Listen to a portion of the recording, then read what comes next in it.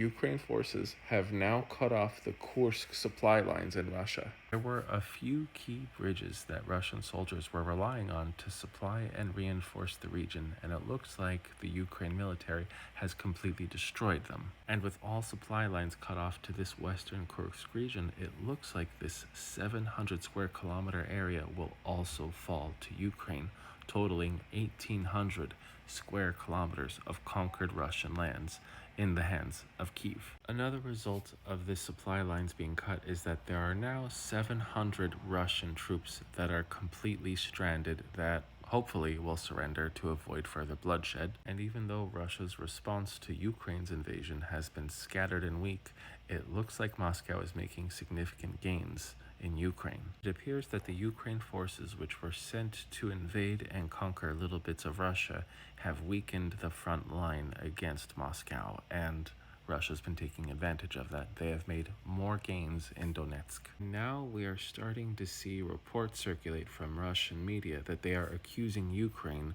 of trying to use a dirty bomb. Russia is claiming that Ukraine forces are going to use this dirty nuclear weapon at the nuclear reactors of Kursk and Zaporizhia. Anyone with a modicum of common sense would realize that if Ukraine were to blow up the nuclear reactors in Kursk and Zaporizhia, that would contaminate the land and water of Ukrainian territory for centuries, even longer. So far in this war, we've seen that Russia has made the blatantly stupid mistakes, and the Ukrainians have been a bit more calculating. And you can go as far back as World War II and know that Russia, or the Soviet Union at the time, was more than happy to kill their own people and their own soldiers just to destroy the enemy. Now, there's a third narrative that no one is talking about on conventional media, and it's not really even that common on social media, but I've seen a few commentators mention this, and I have the same idea. I've said in my earlier posts that it almost looks like the past 6 months or even 1 year of this kind of bad news going on in Ukraine